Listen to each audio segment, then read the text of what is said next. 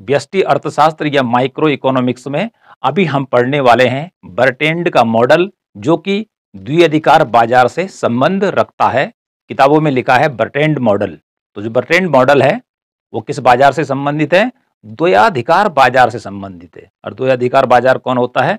जिस बाजार में किसी वस्तु को बेचने वाले केवल दो विक्रेता होते हैं या दो फर्में होती हैं, वह द्वयाधिकार बाजार कहलाता है। तो बर्टेंड मॉडल से पहले आया था कुर्नो का मॉडल। तो कुर्नो जो था एक फ्रेंच इकोनॉमिस्ट था और उसने अपना मॉडल दिया था, लेकिन उसके बाद बर्टेंड ने उसके मॉडल की आलोचना की और बताया कि जो तेरा मॉडल है वो एकदम से कैसा है, ठीक नहीं है, गलत है, हम देते हैं मॉडल। तो आज हम पढ़ेंगे किसका मॉडल? बर्टेंड का मॉडल, जो कि डुओपोली मार्केट या द्वयाधिकार बाजार से संबंधित है और बहुत ही इंपॉर्टेंट मॉडल है। आपने ध्यानपूर्वक सुनना है और साथ में इसको लिखना भी है, नोट्स भी तैयार करने हैं। जैसे हम बोलते हैं तो वीडियो बन जाता है छोटा, लेकिन आंसर हो जाते हैं बड़े। तो जितनी बातें बीच में आती रहती हैं उन चीज़ों को लिखना क्या पड़ता है?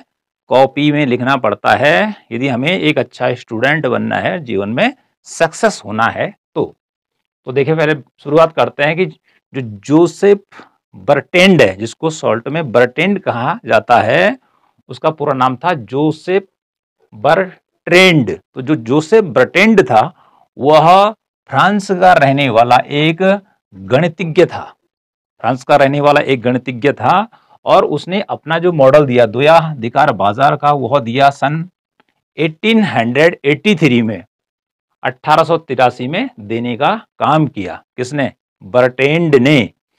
अब जो बर्टेंड है उसके मॉडल की कुछ मान्यताएं हैं। जैसे समस्त जितने मॉडल आते हैं इकोनॉमिक्स में, उनकी कुछ मान्यताएं होती है, एजम्पशन होते हैं, जिसके आधार पर मॉडल काम करता है। तो बर्टेंड मॉडल की क्या क्या मान्यताएं हैं, एजम्पशन हैं, उसको समझ लेते हैं।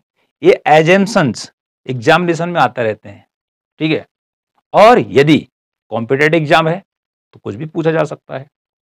तो एजम्पशन भी हमें अच्छे ढंग से आने चाहिए। साथ में ये जो मॉडल है बर्टेंड का, उसको हम यहाँ पर डायग्राम के माध्यम से भी समझेंगे, ठीक है जी। दो डायग्राम पहले से ऑलरेडी तैयार हैं और साथ में यहाँ पर भी बताएंगे कि जो कुर्नो का जो मॉडल था, संतुलन की व्याख्या किस अवस्था में करता है और बर्टेंड का जो मॉडल है वो किस अवस्था में द्वयाधिकार में संतुलन की, इक्विलिब्रियम की बात करता है। तो पहले समझ लेते हैं बर्टेंड के मॉडल की मान्यताएं। तो बर्टेंड की मॉडल की पहली मान्यता है, दो विक्रेता बाजार में होते हैं। बाजार में कितने विक्रेता होते हैं? दो ही होते हैं, दो से ज्यादा नहीं होते हैं, क्योंकि द्वयाधिकार में बाजार में दो ही विक्रेता होते हैं। मतलब एक हो गया ए और अगला हो गया बी, इस प्रकार से दो विक्रेता हो गए उदाहरण के लिए। दूसरा बर्टेंड क्या बोलता है? दोनों की वस्तुएं समरूप होती हैं। दोनों की वस्तुएं अर्थात जो विक्रेता ए है और जो विक्रेता बी है, इन दोनों की वस्तुएं सेम होती हैं, अर्थात एक जैसी वस्तु को वो बेचने का काम करती है। माना कि ए पानी को बेच रहा है, ठीक है, तो बी भी पानी को ही बेचेगा, लेकिन पानी एक जैसा ही होगा उदाहरण के लिए। ओके। तीसरी जो मान्यता है वो क्या है? प्रत्येक विक्रेता अपने प्रतिद्वंदी की कीमत को स्थिर मान लेता है। प्रत्येक प्रतिद्वंदी कितने हैं इसमें? दो हैं, ए और बी, ठीक है। ए चाहता है कि मेरा जो सामान है सबसे ज्यादा बिके, जैसे पानी की बात कर रहा हूं, मेरा पानी मार्केट के अंदर सबसे ज्यादा बिके और मैं सबसे ज्यादा लाभ कमाऊं, ठीक है। अगला भी सोचता है ऐसे ही कि मैं सबसे ज्यादा बेचूं और सबसे ज्यादा लाभ कमाऊं। इसी को लेकर इनमें क्या चलता रहता है? कंपटीशन चलता रहता है द्वयाधिकार के अंतर्गत। लेकिन ये वाला एजम्पशन है, ये बहुत इंपॉर्टेंट है, क्योंकि यहां पर कुर्नो का जो मॉडल था, यहां पर एजम्पशन अलग थी और यहां पर क्या है? अलग है, जो दोनों में भिन्नता उत्पन्न करती है। क्या कहता है बर्टेंड? प्रत्येक विक्रेता अपने प्रतिद्वंदी की कीमत को स्थिर मानकर चलता, अर्थात जो ए विक्रेता है मान लेते हैं, ठीक है जी, और वह क्या कर रहा है? 6 रुपये में क्या कर रहा है? वस्तु को बेच रहा है, ठीक है, एक वस्तु को 6 रुपये में बेच रहा है। तो अगला यदि बी भी क्या करता है? वस्तु को बेचने के लिए बाजार में आता है, तो ये मान लेता है कि वह अपनी वस्तु को 6 रुपये में ही बेचता रहेगा, ठीक है, चाहे मैं कोई भी कीमत रखूं। और वो अगला आया बी वाला और उसने कीमत कर दी 4। तो तो बी वाला क्या सोच रहा है, वो 6 रुपए ही अपनी कीमत रखेगा, अपनी कीमत को स्थिर रखेगा। जबकि कुरनो के मॉडल में क्या था, उसमें वस्तु की पूर्ति को स्थिर माना जा रहा था कि वस्तु की पूर्ति यदि ए जितना उत्पादन कर रहा है तो बी सोचता है कि वह उतना ही करता रहेगा। तो कुरनो के मॉडल में स्थिरता किसमें थी, वस्तु के उत्पादन को लेकर थी। लेकिन बर्टेन का मॉडल जो ठीक उल्टा है, वो कीमत को स्थिर मानता है कि माना हम अब बात कर रहे हैं कि ए कीमत डिसाइड कर रखी ए ने 6 रुपये, तो बी यदि बाजार में उसी वस्तु को बेचने के लिए आता है तो वो सोचता है कि पहले वाले की कीमत 6 रुपया ही रहेगी, ठीक है, अब मैं चाहे जो भी कीमत रखूं, और उसने 4 रुपये कीमत रख दी। ओके, इस प्रकार से, तो इस प्रकार से जो मान्यता है ये असली मान्यता है, दोनों के जो मॉडल हैं, कुरनो का मॉडल और बर्टेंट के मॉडल को अलग करती हैं। ये चीज आपने याद रखनी है। नेक्स्ट है, वस्तु की उत्पादन लागत औसत लागत के बराबर होती है। जहां कुरनो ने क्या कहा था कि वस्तु की जो उत्पादन लागत होती है वो शून्य होती है, लेकिन बर्टेंट ने कहा शून्य नहीं होती वस्तु की लागत। वस्तु की जो लागत होती है वो किसके बराबर होती है, औसत लागत के बराबर होती है, एसी के बराबर, एवरेज कॉस्ट के बराबर होती है। अर्थात एवरेज कॉस्ट का अर्थ हुआ या औसत लागत का अर्थ हुआ कि एक वस्तु को बनाने में जितना रुपए खर्च होता है उतनी ही वस्तु की क्या होगी, कीमत होगी। ठीक है, तो बर्टेन ने वस्तु की उत्पादन लागत को बताया कि वो औसत लागत के बराबर होती है, मिनिमम। ठीक है जी, मिनिमम किसके बराबर होगी, औसत लागत के बराबर होगी। जबकि उससे पहले कुरनो ने उत्पादन लागत को शून्य मान लिया था। नेक्स्ट है, प्रत्येक विक्रेता को बाजार का ज्ञान होना आवश्यक नहीं है। बर्टेन क्या कहता है कि दो तो विक्रेता है, ठीक है जी, एक है और एक बी है, ए बी है, दोनों है, तो दोनों को बाजार की जानकारी होना, जैसे कि कुरनो ने कहा था कि दोनों को बाजार का ज्ञान होता है, उसने कहा ऐसा होना कोई जरूरी नहीं है। नेक्स्ट है कि कोई भी विक्रेता जितना चाहे उतना वस्तु का उत्पादन कर सकता है। किसके मॉडल में, यह है बर्टेंड के मॉडल की मान्यता कि कोई भी विक्रेता जितना चाहे उतना वस्तु का उत्पादन कर सकता है। इसका अर्थ हुआ कोई भी विक्रेता कीमत में कमी करके संपूर्ण बाजार मांग पर अधिकार कर सकता है। ठीक है, इसका अर्थ हुआ कि माना ए विक्रेता है और बाजार की कुल मांग कितनी है, 100 किलोग्राम आटा है, 100 किलोग्राम आटा है, तो एक ही क्या कर सकता है, पूरे बाजार की पूर्ति कर सकता है। ठीक है, पूरे बाजार में आटा बेच सकता है, लेकिन कब बेच सकता है, जबकि वह क्या करे, पहले की तुलना में, अर्थात ए फर्म की तुलना में क्या करे, वो अपनी कीमत को गिरा दे। माना कि आटे का दाम है, ए फर्म ले रही है 6 रुपये आटे का दाम, ठीक है, बी क्या करता है, 1 रुपये कर देता है, तो सारे जो ग्राहक हैं वो दौड़ के किसके पास चले जाएंगे, वो बी वाले के पास चले जाएंगे, क्योंकि वो 1 रुपये में बेच रहा है, इसलिए पूरा का पूरा जो बाजार में है एक ही क्या कर सकता है, बेच सकता है। लेकिन वो कब कर सकता है ऐसा, जबकि वह कीमत को घटाने का काम करेगा, क्योंकि मांग का नियम भी कहता है कि जब किसी वस्तु की कीमत घटती है तो उसकी मांग बढ़ती है। तो हम दोनों पढ़ा रहे हैं आपको साथ साथ कि कुरनो और बर्टेंड की आलोचना भी इसमें साथ साथ आ रही है, लेकिन जब आप लिखेंगे तो 1 बाय 1 इसी प्रकार से लिखते चले जाएंगे, ये समझाने के लिए कहा जा रहा है। इसी का ही एजम्पशन है कि कोई भी विक्रेता कीमत में कमी करके संपूर्ण बाजार मांग पर अधिकार कर सकता है। जैसे मैंने उदाहरण में दिया, पहले वाले विक्रेता की तुलना में यदि वो कीमत को बहुत कम कर देता है तो ए वाले के जो ग्राहक हैं वो बी वाले के पास चले जाएंगे, ठीक है, और बाजार से सारा जो माल है, ठीक है, बिका वो बिक जाएगा, ठीक है, जितना उसने उत्पादन किया था। अगला है 7वें नंबर पे, यह स्थैतिक और बंद अर्थव्यवस्था का मॉडल है। ठीक है, कि जो बर्टेंट का मॉडल है, ये मॉडल जो है स्थैतिक है, डायनेमिक नहीं है, ठीक है जी, और बंद अर्थ क्लोज इकोनॉमी की बात करता है। क्लोज इकोनॉमी अर्थात जिस देश का किसी भी देश के साथ क्या नहीं होता, व्यापार नहीं होता है। सेम ऐसा ही जो मॉडल है वो भी कुरनो का है। ओके जी, 8th है, कीमत गिरने की कोई भी सीमा नहीं होती है। अर्थात इस मॉडल की एक बहुत इंपॉर्टेंट यह एजम्पशन है, मान्यता है कि कीमत गिरने की कोई भी सीमा नहीं होती है। अर्थात यदि वस्तु को बेचना है दोनों में से, तो क्या करता है, एक वस्तु क्या करता है, महंगा करता है, अगला फिर सस्ता करता है, ठीक है, उसकी मांग बढ़ती है, अगला फिर अगले को देखता है, फिर और कीमत कम करता है, फिर अगला और कीमत कम करता है, अर्थात कीमत को गिराते गिराते रहते हैं। तो इसमें मान लिया गया है कि कीमत गिरने की अर्थात कीमत में कमी होने की कोई भी सीमा नहीं है। कीमत कितने भी नीचे गिर सकती है। क्यों गिराएंगे वो कीमत? वस्तु की मांग को बढ़ाने के लिए, जिससे वस्तु क्या हो जाए, सस्ती हो जाए। ठीक है, तो इस प्रकार से ये हो गई बर्टैंड के मॉडल की प्रमुख मान्यताएं। इसी प्रकार से आपने सारी मान्यताओं को याद करना है। सबसे पहले क्या करेंगे कि बर्टैंड का छोटा सा परिचय देंगे और उसके बाद उसकी मान्यताओं को लिखना शुरू कर देंगे। यदि कुरनों के बारे में भी इसी के अंदर पूछा जाता है तो उसकी क्रिटिसाइज भी लिख सकते हैं कि किस प्रकार से इसने बर्टैंड ने कुरनों के मॉडल की आलोचनाएं की हैं। अब इसके बाद आता है इंपॉर्टेंट भाग डायग्राम का। किसका भाग आता है? डायग्राम का। बर्टैंड के मॉडल में कितने विक्रेता हैं? बाजार में 2 विक्रेता हैं, वस्तु को बेचने वाले मात्र 2 हैं। तो इस प्रकार से हमारा डायग्राम ये रहेगा। ठीक है, तो ये डायग्राम किस प्रकार से बनने वाला है इसको समझा लेते हैं हम पहले। किसके द्वारा? मांग वक्र के द्वारा। यहां पर देखिए, हम पहले क्या करते हैं, हमेशा 2 अक्ष क्या करते हैं, ड्राइव करते हैं। ऐसा तो होता है। ठीक है जी, तो 2 अक्ष क्या करते हैं, हम ड्राइव करते हैं। तो हम क्या करते हैं, सबसे पहले मांग वक्र हमने यूं खींच दिया, ये हमारा डी मांग वक्र हो गया। ठीक है जी, यहाँ पर क्या होता है इस प्रकार से, यदि पहले 5 रुपए कीमत है तो मांग कितनी है, 10 है। यदि कीमत क्या होती है, गिरकर नीचे हो जाती है, 6 रुपए हो जाती है, तो मांग बढ़कर 20 रुपए हो जाती है। तो इस प्रकार से 1 2 इन दोनों को मिला देंगे तो एक मांग वक्र तैयार हो जाता है।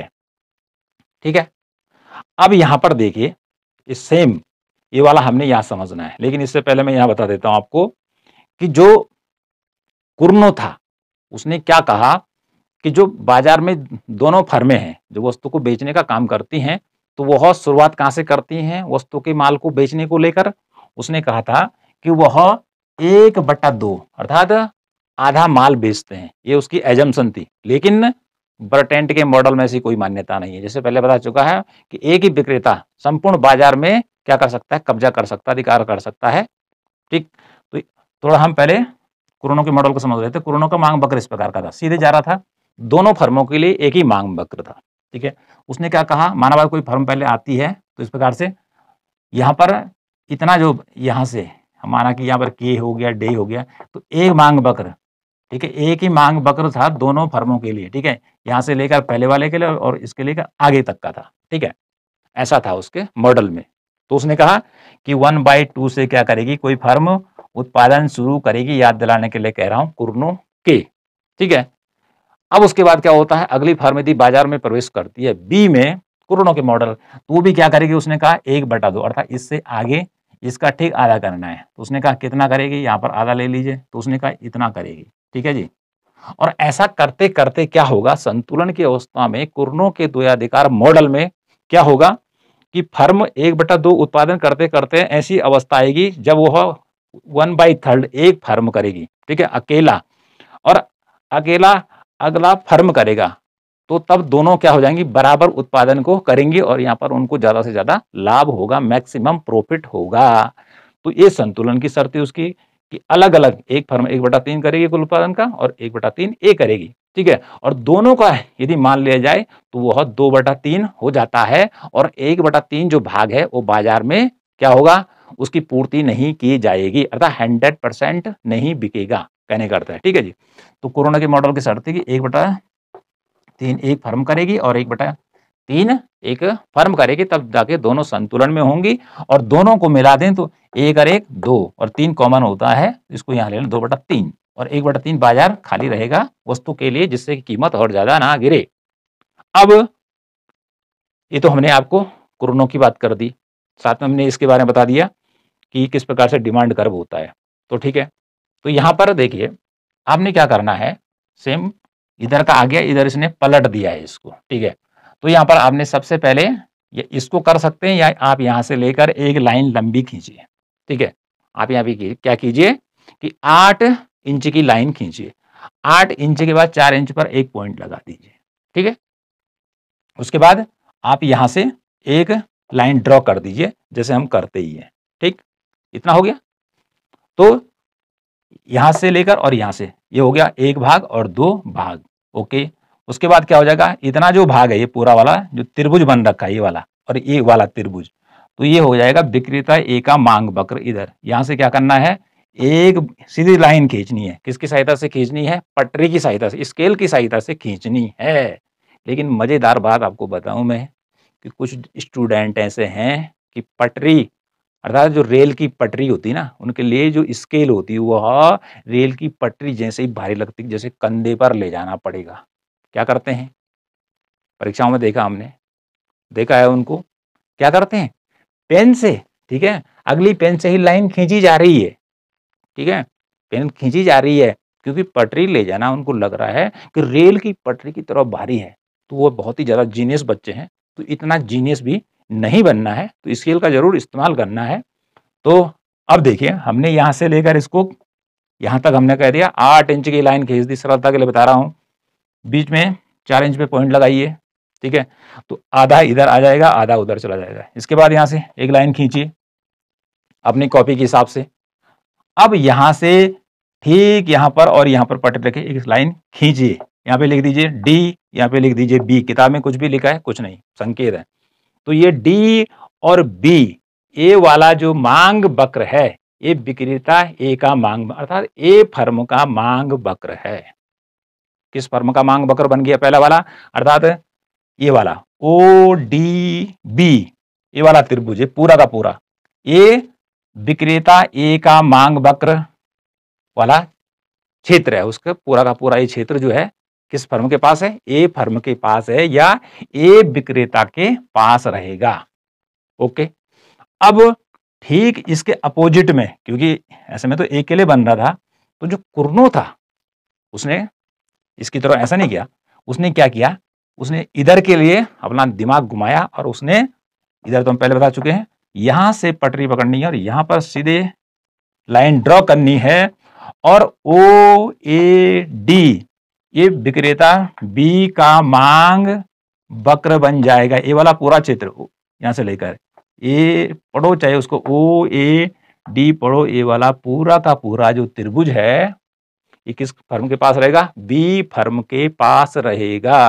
तो इस प्रकार से देखिए, इस प्रकार से ये बन जाना चाहिए। इतना काम तो आप कर लेंगे आसानी से। तो ये वाला पूरा वाला क्षेत्र था डी ओ बी, ये किसके पास है, ये है ए फर्म के पास या ए विक्रेता के पास। ए फर्म भी होगी तो बेचने का ये काम करेगी, इसलिए वो विक्रेता ही होती है। इधर वाला क्षेत्र ये पूरा का पूरा किसके पास रहेगा, बी के पास रहेगा। इतनी बात समझ में आ गई होगी, ठीक है जी। और जो ये वाली खड़ी लाइन जो हमारी यहाँ पर रहती है, ठीक है जी, ये है कीमत रेखा।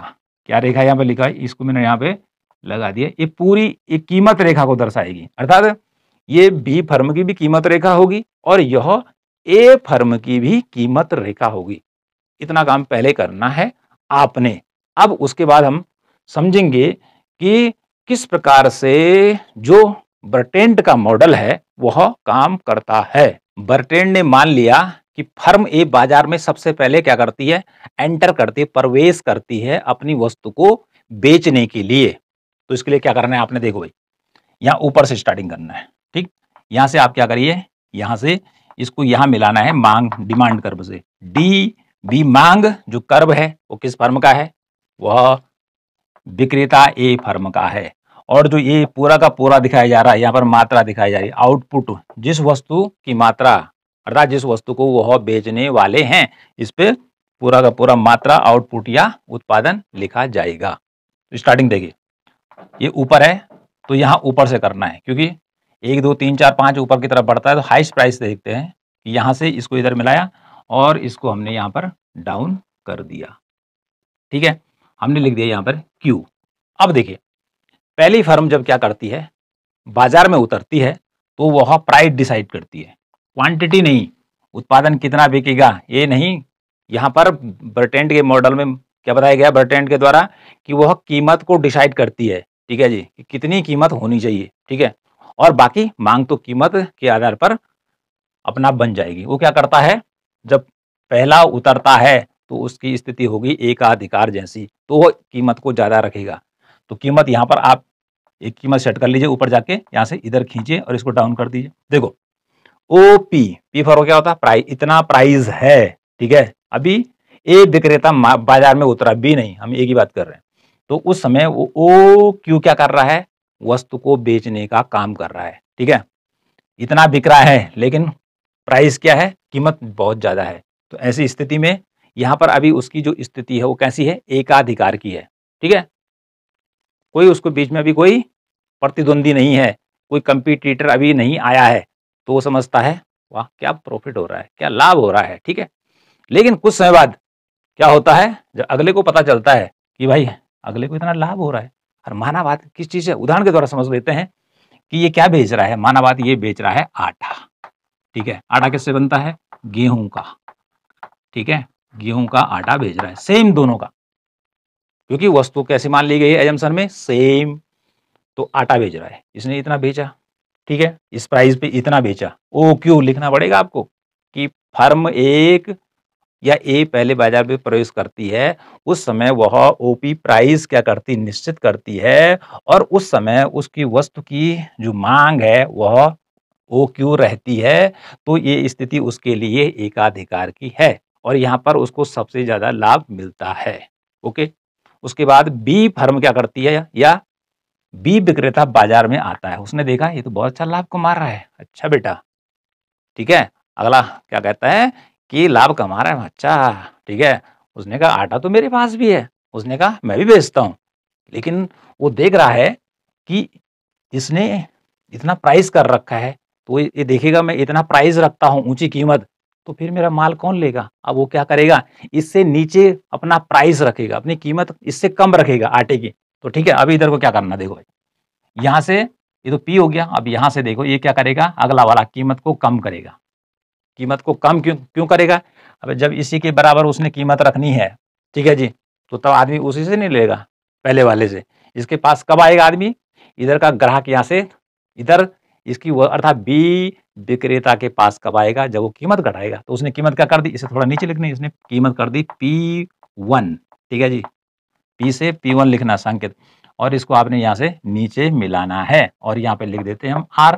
ठीक है, अब देखिए जैसे ही इसने क्या की, यहां से इतना छोटा सा नीचे कीमत घटाई, तो इसकी मांग देखिए कहां बढ़ी, ओ से लेकर इसकी आर तक मांग बढ़ गई, लेकिन मांग वक्र से आपने इसको टच कराना है। ठीक है, इतनी इसकी वस्तु की मांग बढ़ी, ये आउटपुट है। ठीक है, मांग बढ़ी मतलब वस्तु की बिक्री बढ़ गई। क्यों बढ़ी बी वाले की, क्योंकि उसने कीमत को घटा दिया है।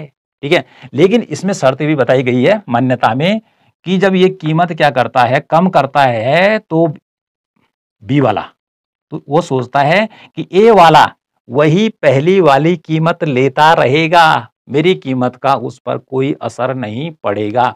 ऐसा बी प्रतिद्वंदी ए के बारे में सोचता है। प्रतिद्वंदी क्यों है, एक दूसरे के विरोधी हैं।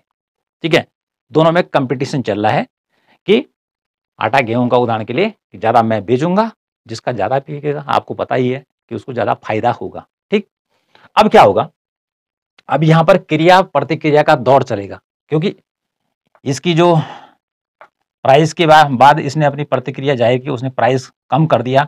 तो ऐसा क्या हुआ कि इससे इसका डिमांड यहां से लेकर इतना बढ़ गया, लेकिन इसका क्षेत्र तो यहीं रह गया ना। फिर ए वाला क्या प्रतिक्रिया करेगा, अब वह देखेगा, वो भी सोच लेगा कि वह P1 अर्थात इतनी ही कीमत क्या करेगा, बी वाला रखेगा। ठीक है, और वह क्या करता है, अपनी बिक्री को बढ़ाने के लिए अर्थात मांग को बढ़ाने के लिए अपनी कीमत को कम कर देता है। आपने इस कीमत को थोड़ा और नीचे ले जाना है, क्या करना, कुछ बड़े बड़े हाथ तो हमने करनी नहीं है।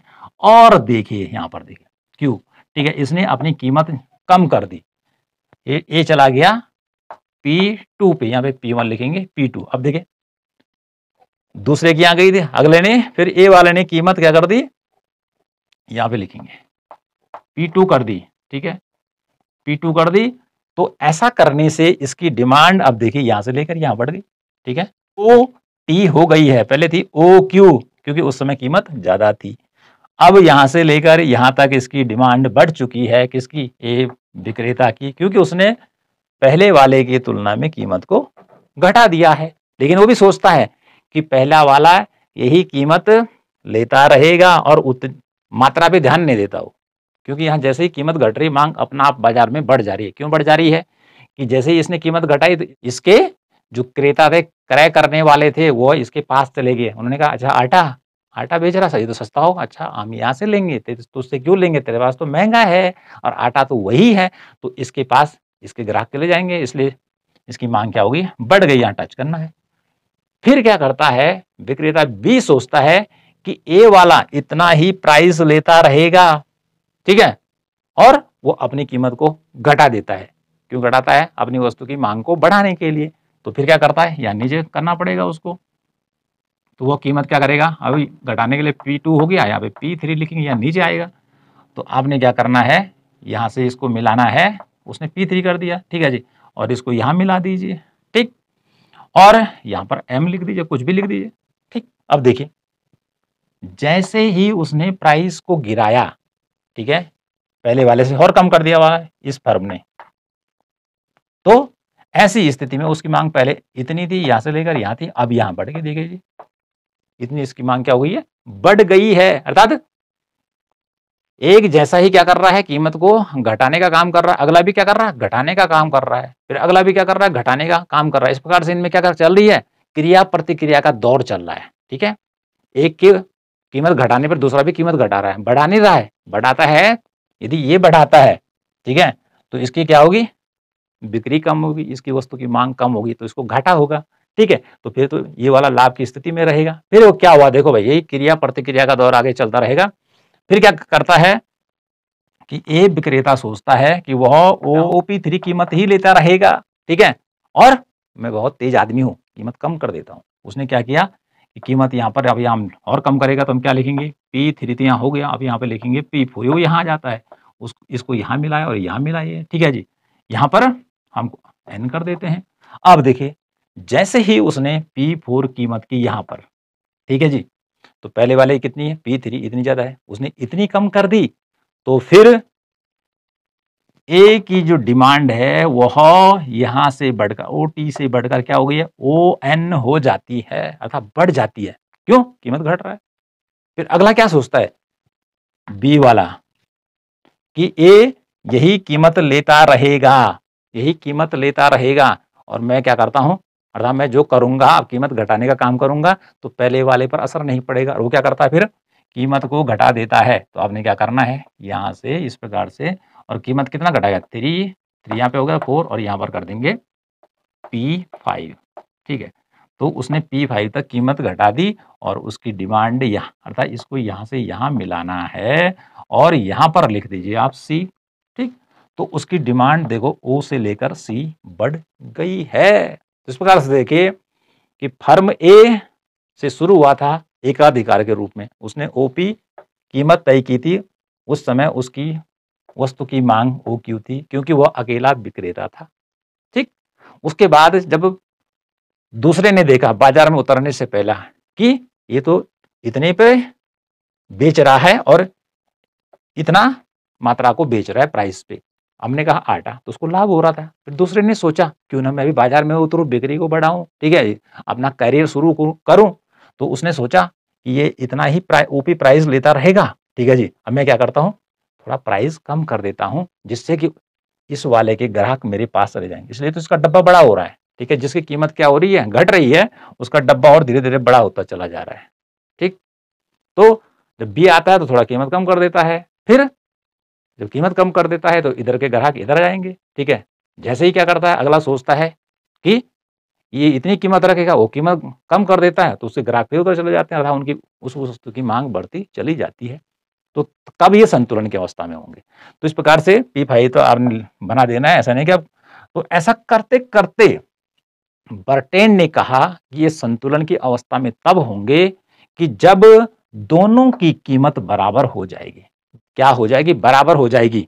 तो बराबर कब कहा उसने, कि जब दोनों, अर्थात ए फर्म की वस्तु की जो लागत है और बी फर्म की वस्तु की जो लागत है, इतने के बराबर कीमत नहीं हो जाती है, जिसे हमने कहा औसत लागत के बराबर, ठीक है, AC एवरेज कॉस्ट के बराबर इसकी और इसकी, ठीक है, कीमत नहीं हो जाती है, तब तक ये घटाने का काम चलता रहेगा, ठीक है, कीमत गिराने का काम चलता रहेगा, ठीक है जी। तो औसत लागत से नीचे ये कीमत कम नहीं करेंगे। अब औसत लागत क्या होती है, औसत लागत समझिए कि माना कोई वस्तु बनाई जा रही है आटा की बात कर लेते हैं, तो 1 किलो आटा को बनाने में 10 रुपए खर्च हो रहे हैं, ठीक है। गेहूँ लिया, फिर उसको क्या पीसा वगैरह जो भी है, थैले में पैक किया, तो 10 रुपए है। तो कम से कम 10 रुपए का तो खर्चा लग गया इस पे, ठीक है। तो कम से कम ए वाला हो चाहे ए वाला हो, उस आटे को 10 रुपए में बेच सकता है, ठीक है जी। कम से कम प्राइस है, जिसे हम क्या कह रहे हैं, औसत लागत के बराबर कह रहे हैं। इससे कम बेचता है, क्योंकि 10 का बना है और 10 में बेचता है, तो प्रॉफिट क्या है, 0। 10 में से 10 घटा दो, 0, ठीक है जी। और उससे नीचे करता है, 10 से नीचे अर्थात वो 8 कर देता है, 10 में से 8 घटा दीजिए, ठीक है, 2 रुपए का लॉस होगा, ठीक है। ऐसे इसके साथ भी होगा, ठीक। तो संतुलन की अवस्था में ये फर्में इस प्रकार से करते करते कीमत घटाते घटाते वहां पर रुक जाएंगी। दोनों वस्तुओं की जो कीमत है किसके बराबर होगी, औसत लागत के बराबर हो जाएगी। जैसे मैंने यहाँ पर उदाहरण के द्वारा बताया कि 10 रुपए थी दोनों की, इसकी भी 10 रुपए औसत लागत 1 किलो आटे की, और इसकी भी 10 है। 10 से नीचे नहीं जा सकते हैं, ठीक है। 10 से नीचे जाएंगे तो घाटा होगा, लेकिन यदि 10 रुपए से ज्यादा और ऊपर कोई जाता है तो फिर क्या होगा, उसकी डिमांड घट जाएगी, क्योंकि वो महंगा करता है, ठीक। माना कि 10 रुपए तो औसत लागत है, अगला क्या करता है, 15 कर देगा। तो इनमें से कोई भी ऊपर जाता है तो उसकी वस्तु की डिमांड क्या हो जाएगी, कम हो जाएगी, तो ऐसा नहीं करेगा। तो संतुलन की अवस्था में बर्टैंड के अनुसार दोनों फर्में, दोनों विक्रेता कब होंगे, कि जबकि दोनों की वस्तुओं की कीमत क्या हो जाएगी, चाहे वह ए विक्रेता है चाहे वो बी विक्रेता है, वह औसत लागत के बराबर नहीं हो जाती है, ठीक है। तो इस प्रकार से आपने इसका डायग्राम तैयार करना है। आई होप इतना तो समझ में आ गया होगा। अब देखिए एक दूसरा तरीका भी है कि किस प्रकार से, इसके अलावा ये रेखा चित्र तो है ही, इसके अलावा दूसरा डायग्राम के द्वारा भी समझते हैं कि किस प्रकार से बर्टेंट मॉडल में दोनों फर्में अधिकतम लाभ को प्राप्त कर सकती हैं, ठीक है। तो इसको समझते हैं किसके द्वारा, प्रतिक्रिया वक्र। किसके द्वारा, प्रतिक्रिया वक्र, जिसे कि इंग्लिश में कहते हैं रिएक्शन कर्व, ठीक है जी। रिएक्शन कर्व के नाम से इसको पुकारा जाता है, प्रतिक्रिया, ठीक है। प्रतिक्रिया कैसे होती है, एक कीमत घटा रहा है, ठीक है जी, तो अगला क्या कर रहा है, और घटा रहा है, उसके जवाब में प्रतिक्रिया कर रहा है, ठीक है जी। अगला क्या कर रहा है, फिर वही कर रहा है, रिएक्शन कर रहा है, ठीक है। एक्शन रिएक्शन एक्शन रिएक्शन इस प्रकार से हो रहा है, ठीक है। तो प्रतिक्रिया वक्र करने के लिए आपने क्या करना, देखो भाई, दो अक्ष का क्या करने हैं, ड्रॉ करने हैं। इस पे लिखेंगे O, यहाँ पे लिखेंगे X और यहाँ पे लिखेंगे Y, ओके। ये जो नीचे वाला वो X अक्ष रहेगा, वह ए विक्रेता की कीमत की रहेगा, अर्थात कीमत दर्शाई जाएगी कुल मिला के, किसकी, फर्म ए या विक्रेता ए। फर्म ए भी लिख सकते हैं और विक्रेता ए भी लिख सकते हैं। ए क्या है, एक सांकेतिक नाम है उसका, ठीक। इस पे अर्थात ओ वर्टिकल एक्सिस पे क्या रहेगा, बी का रहेगा, सेम वही, जैसे ए विक्रेता की कीमत यहाँ पे रहेगा बी विक्रेता की कीमत। इतने दो काम करने हैं आपने। उसके बाद क्या करना आपने, यहां से एक लाइन ड्रॉ करनी है, ठीक है जी। जैसे हमने पैमाने के प्रतिफल में करते हैं, एक 45 डिग्री की रेखा खींचनी है जो क्या करेगी, इन दोनों के बीच से गुजरेगी, ठीक है। कि 45 डिग्री नीचे और 45 डिग्री बराबर, तब जाके ये 90 होगा, तो इसका हाफ लाना है। तो यहाँ से एक रेखा सीधे ड्रॉ करनी है, ये लिखा मैं 45, मैंने यहाँ पे लिखा हुआ सी। तो इस प्रकार से ओ सी जो रेखा है 45 डिग्री की रेखा है। क्या बतला रही है, क्योंकि दोनों एक्स पे और वाई पे जो है ए विक्रेता की कीमत और बी विक्रेता की कीमत को प्रतिक्रिया वक्र के द्वारा बतलाने का प्रयास किया जा रहा है कि दोनों कब संतुलन की अवस्था में होंगे, प्रतिक्रिया करते हैं, क्रिया प्रतिक्रिया करते करते। तो इसलिए 45 डिग्री की रेखा खींचनी है। तो यहाँ पर क्या होगा, चाहे वो ए फर्म है और चाहे वो बी फर्म है, इन दोनों की जो कीमत होगी वो कैसी होगी, समान कीमत, समान रेखा है 45 डिग्री की रेखा, ठीक है जी। इसको याद रखना है। उसके बाद क्या करना है, सीधी सी बात है, आपने क्या करना है, यहां से चाहे यहां से करो, ठीक है।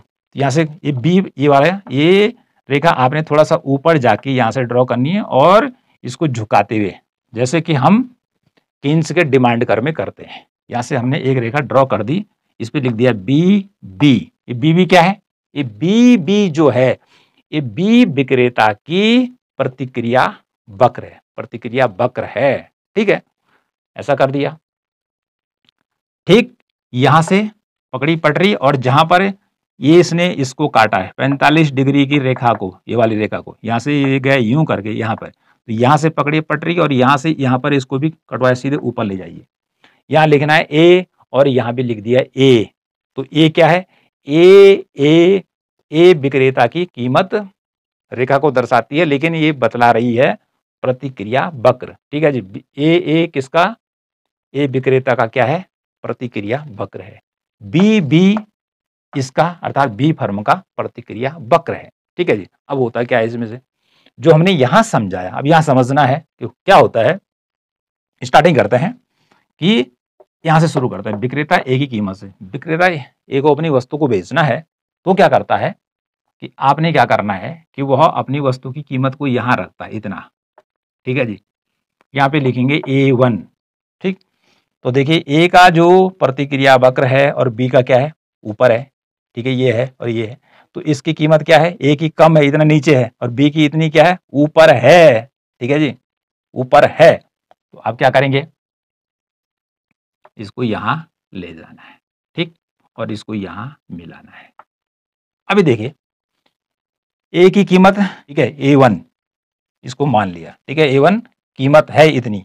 ठीक है, लेकिन बी की ज्यादा है।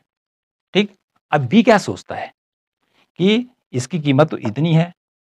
ओके, तो ये तो प्रारंभिक स्थिति हो गई A1। ठीक है जी, और इसकी B1। अब बी क्या करता है, वो देखता है कि इसका प्राइस तो इतना है। ठीक है जी, वो अपने प्राइस को बढ़ाता है। तो आपने क्या करना है, यहां से इसको यहां मिलाना है। ठीक है, कहाँ, इस वाले पे, और इसको नीचे लाना है। तो इसने क्या कर दिया, अपनी कीमत को बढ़ा दिया। तो ये चला गया कहां से, ये B2 पे चला गया, और इसका फिर ये क्या करेगा, ये भी देखेगा, अच्छा इसने कीमत बढ़ा दी है, तो ये भी क्या करेगा, अपनी कीमत को बढ़ा, इसने ऊपर को बढ़ाया, ये ऊपर जाएगा तो ये इधर को जाएगा, तो इसने अपनी कीमत क्या कर दी, इधर A2 कर दी। ठीक है, इसको यहां से इसको यहां मिला दिया। अभी भी देखिए कि जो ये वाली रेखा नीचे है अभी भी, और ये ऊपर वाली बी की क्या है, ऊपर है। तो दोनों की कीमत अभी क्या है, ए की कीमत कम चल रही है। ठीक है जी, ए का जो प्रतिक्रिया वक्र है वो नीचे चल रहा है, तो उसकी कीमत कम है, इसकी ज्यादा है। तो संतुलन कहां पे होगा कि जहां पर दोनों की कीमत बराबर, अर्थात जहां पर दोनों की प्रतिक्रिया वक्र किस पॉइंट पर, यहां देखिए इस पॉइंट पे और इस पॉइंट पे एक दूसरे को इंटरसेक्ट कर रहे हैं। यहाँ देखो, बी फर्म का प्रतिक्रिया वक्र और यहाँ से ए फर्म का प्रतिक्रिया वक्र, और बीच में जो 45 डिग्री की रेखा खींची थी, हमने कहा था ये जो रेखा है कि दोनों फर्मों की वस्तु को समान दिखाने का काम करेगी, एक ही प्राइस आ जाएगा। तो यहाँ पर इन दोनों का, ठीक है, ए बी फर्म की जो प्रतिक्रिया वक्र है, दोनों एक दूसरे के बराबर हो गए हैं। ठीक है, तो ये हो गया यहाँ पर ई, यहाँ पर लिख देंगे आप संतुलन का बिंदु। ठीक है जी, और ये जो होगा किसके अनुसार, बर्टेंड के अनुसार, प्रतिक्रिया वक्र के अनुसार स्थिर संतुलन का बिंदु होगा। ए का यहां तक का प्राइस होगा और बी का यहां से लेकर यहां तक का प्राइस होगा, B3 और इसका A3 रहेगा। तो ऐसी स्थिति में ई बिंदु पर दोनों जो फर्में हैं वो संतुलन की अवस्था में होंगी और दोनों को ज्यादा से ज्यादा अर्थात मैक्सिमम प्रॉफिट मिलेगा। तो इस प्रकार से यह प्रतिक्रिया वक्र के द्वारा इस प्रकार से भी हम इसको दर्शा सकते हैं। तो इस प्रकार से ये हमारे पास आज हो गया किसका मॉडल, ये हो गया बर्टेंट का मॉडल। तो इसको ध्यानपूर्वक पढ़ना है, रेखा चित्र को, इसको बनाने की बार बार प्रैक्टिस करनी है। तो प्रैक्टिस करेंगे तो ये कॉन्सेप्ट ज्यादा से ज्यादा आपकी समझ में आएगा, और लिखना पढ़ना ये तो हमने करना ही करना है। मिलते हैं नेक्स्ट टॉपिक के साथ।